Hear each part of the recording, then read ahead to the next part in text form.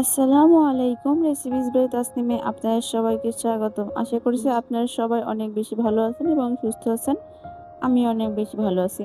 আজকে আপনাদের তৈরি করে দেখাবো বাসায় কিভাবে বনরুটি তৈরি করবেন, তা আবার খুব সহজে এবং কম সময়ের মধ্যে। আর দেখুন, আমার বনরুটিগুলো কিন্তু দেখতে অনেক বেশি সুন্দর হয়েছে আর খেতেও কিন্তু অনেক বেশি টেস্টি ছিল। আপনারা বাইরে থেকে অস্বাস্থ্যকর বনরুটি না কিনে এনে বাসায় কিন্তু এভাবে খুব সহজে বনরুটি তৈরি করতে পারেন। তাহলে চলুন দেখা যাক কিভাবে আমি এই বনরুটিগুলো তৈরি করে নিয়েছি। আমার রেসিপি কিন্তু অবশ্যই ভালো লাগবে আর এইভাবে একবার ট্রাই করতে পারেন। প্রথমে আমি একটি বাটিতে ১ কাপ পরিমাণ ময়দা, তার মধ্যে ১ চা চামচ ইস্ট এবং 1/4 কাপ চিনি দিয়ে দিয়েছি। যেহেতু আমি মিষ্টির পরিমাণটা একটু বেশি নিয়েছি তার জন্য চিনি বেশি। তারপরে এর মধ্যে ২ চামচ গুঁড়া দুধ দিয়ে দিয়েছি। তারপরে এর মধ্যে আমি ১ টেবিল চামচ পরিমাণ রান্নার তেল ব্যবহার করেছি। তারপরে এগুলো সবগুলো উপকরণ খুব ভালোভাবে মিক্সড করে নিয়ে হালকা কুসুম গরম পানি আমি এর মধ্যে দিয়ে দিয়েছি। আপনারা দেখুন যে কেমন একটা ডো তৈরি হয়েছে।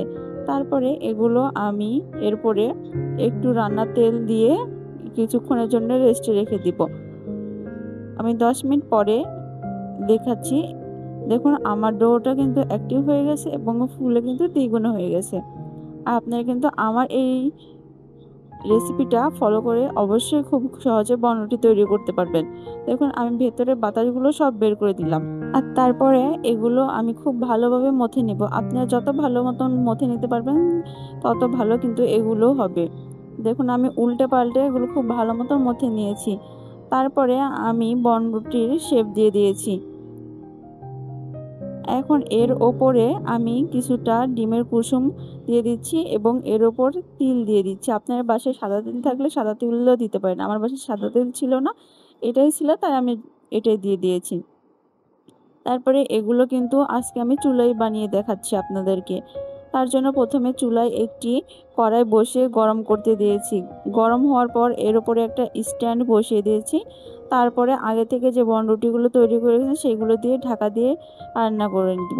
এগুলো কিন্তু খুব লো হিটে আপনার ৩০ মিনিটের মতো রান্না করতে হবে। এই হিট কিন্তু বাড়ানো যাবে না। তারপরে দেখুন, আমি ৩০ মিনিট পর চলে এসেছি। আমার বনরুটিগুলো কত সুন্দর দেখাচ্ছে। একদম মনে হচ্ছে দোকানের মতো বনরুটি। এভাবে কিন্তু আপনারা খুব সহজেই বনরুটিগুলো বাসায় তৈরি করে নিতে পারেন। আর আমার বনরুটিগুলো খেতে কিন্তু অনেক ভালো হয়েছিল এবং স্বাস্থ্যসম্মত। আর বাসায় খেয়েও কিন্তু খুব প্রশংসা করেছে। তারপরে আমি বনরুটিগুলো নিয়ে দেখাচ্ছি যে কতটা সফট হয়েছে। আর অনেক বেশি টেস্টি ছিল এই রুটিটা। যেহেতু আমার বাসায় মিষ্টি খেতে খুব পছন্দ করে তাই জন্য মিষ্টির পরিমাণটা একটু বেশি ছিল। আপনারা কিন্তু কম বেশিও করতে পারেন। একদম বাইরের যে বনরুটি সেই রকমই কিন্তু খেতে টেস্টি হয়েছিল। আশা করছি আপনাদের সবাইকে অনেক লাগবে। আর ভালো লাগলে অবশ্যই লাইক, কমেন্ট এবং শেয়ার করে দিবেন। আল্লাহ হাফেজ।